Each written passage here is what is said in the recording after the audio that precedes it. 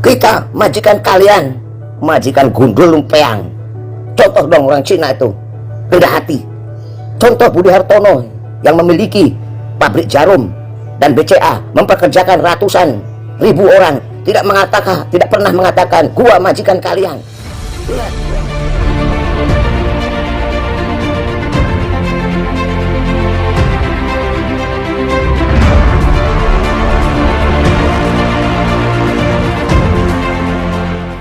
Assalamualaikum warahmatullahi wabarakatuh. Kembali berjumpa dengan saya di channel Hamsa Gantaran, sahabat sebangsa dan setanah air di mana saja Anda berada.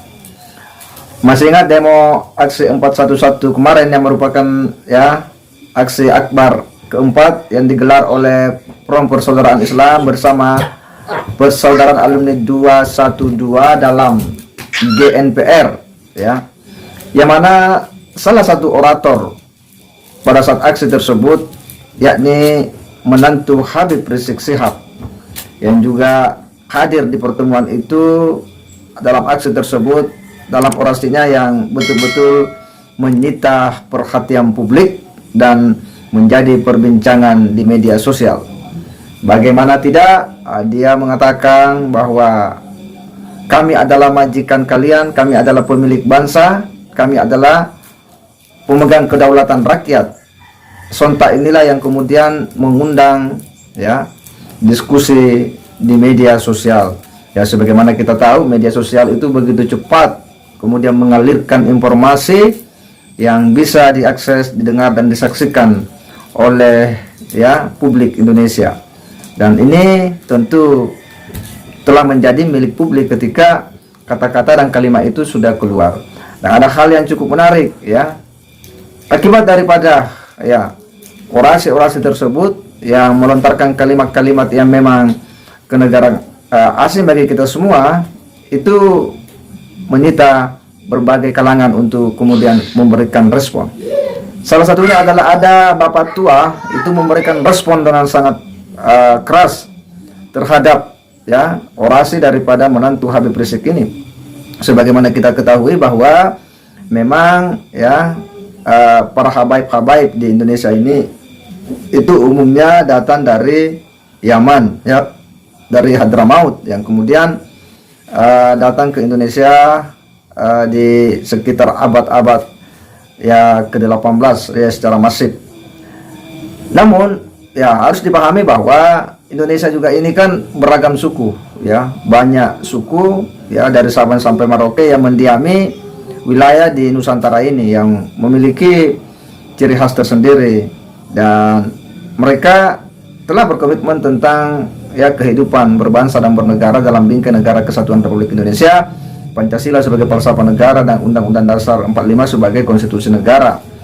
Dan mereka sebagai warga bangsa itu memahami akan hak dan kewajiban, sehingga apa yang disampaikan oleh menantu Habib Rizik ini memang sontak menyita perhatian publik dan apa yang disampaikan oleh bapak tua ini betul-betul cukup keras dan cukup menohok. Kita akan coba menyimak apa yang diulas oleh bapak tua ini dalam merespon daripada orasi menantu Habib Rizik Syihab ini pada aksi 411. Kita majikan kalian, majikan gundul lumpeang.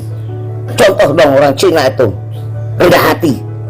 Contoh Budi Hartono yang memiliki pabrik jarum dan BCA, mempekerjakan ratusan ribu orang, tidak pernah mengatakan gua majikan kalian. Lihat keluarga Salim yang membuat Indofood sukses makmur, mempekerjakan ratusan ribu orang, tidak pernah mengatakan gua majikan kalian. Lihat itu Cina yang memiliki pabrik-pabrik rokok Sampurna dan sebagainya, yang mempekerjakan juga ratusan ribu orang, tidak mengatakan gua majikan kalian. Lihat itu para Cina, para Taipan yang diberi pemerintah mengelola kebun-kebun kelapa sawit yang mempekerjakan jutaan orang pribumi, tidak pernah mengatakan gua majikan kalian. Lah lu majikan dari mana? Seberapa orang yang bekerja ke lu? Sombong setengah mati gitu. Kita yang pernah ke Taiwan, pernah kemana-mana, ke Cina, ke Singapura, tidak dipandang remeh sama mereka ketika bertamu. Mereka menghormati kita. Coba kalau kita Timur Tengah, apa katakan sinis mereka kepada kita? majikan dari Holland gitu, sombong gitu, sudah mengatain pribumi Ahwal. Tahu nggak? Kau itu yang nenek moyangmu yang datang pada abad 18, ketika datang Indonesia itu sudah mayoritas Islam. Yang mengajarkan, yang menyebarkan Islam itu nenek moyang kami sendiri, yang ke pelosok-pelosok, ke desa-desa terpencil. Memang itu orang Yaman, bukan. Itu pribumi yang mengajarkan, yang menyebarkan Islam di Nusantara. Pribumi itu berakhlak mulia, setidaknya tidak sombong, tidak angkuh, tidak sok. Apa buktinya? Pribumi itu mana ada keturunan pahlawan pribumi, misalkan keturunannya Jenderal Sudirman, Ahmad Yani, S. Parman dan sebagainya, baik pahlawan kemerdekaan maupun pahlawan revolusi, pernah dari keluarga mereka mengatakan kakek gua itu pahlawan, digembar-gemborkin di mana-mana? Gak ada, karena berakhlak mulia, tidak sombong, tidak sok. Itu orang pribumi. Terus pada abad 18, ketika banyak orang Yaman datang ke Indonesia, Indonesia itu, Nusantara itu sudah mayoritas Islam. Yang mengajarkan, yang menyebarkan siapa yang berjasa? Ya yang nenek moyang kita. Yang ke desa-desa, ke pelosok-pelosok terpencil memang orang Yaman, bukan mbah-mbah kita, kakek-kakek kita yang real menyebarkan agama Islam. Nah, ketika orang Yaman yang datang pada abad 18 itu, Indonesia sudah menjadi mayoritas Islam. Tapi kakek-kakek kita nggak pernah sombong karena berakhlak mulia. Nggak pernah. Ini yang menyebarkan agama tuh kita, pribumi, nggak pernah. Dia juga nggak pernah menyombongin kakek kita tuh pahlawan, nggak pernah, karena akhlaknya mulia, tidak sombong. Itu kelebihannya pribumi. Begitu. Pribumi itu bangsa yang hebat. Pribumi itu bangsa yang cerdas dan ulet.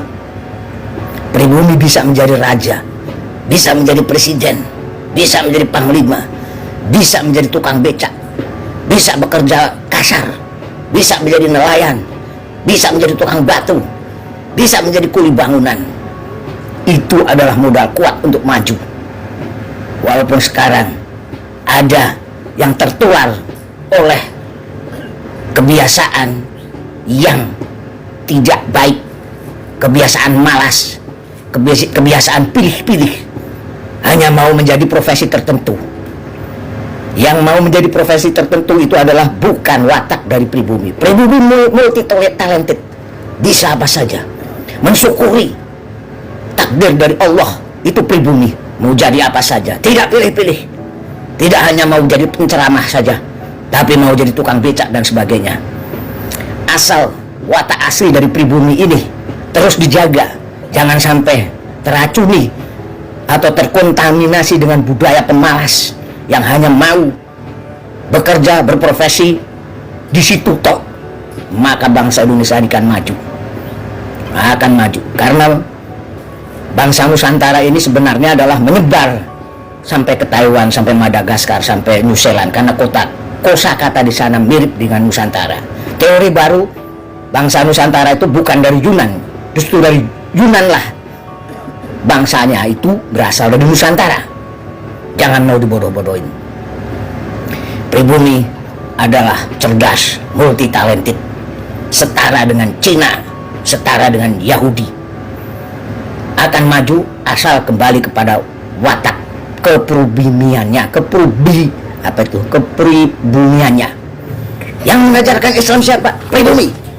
Yang mengajarkan Islam sampai pelosok-pelosok siapa? Apa Kakek yang moyang kita. disampaikan oleh Bapak Tua ini memang sebuah sindiran yang cukup tegas ya, sangat keras terhadap ya para orator yang kemudian berteriak mengklaim sebagai majikan ya, majikan kalian ya, maksudnya itu majikan bagi ya para pejabat-pejabat negara yang katanya telah dipilih oleh rakyat Indonesia, yang salah satunya adalah tentu dari ya mereka-mereka.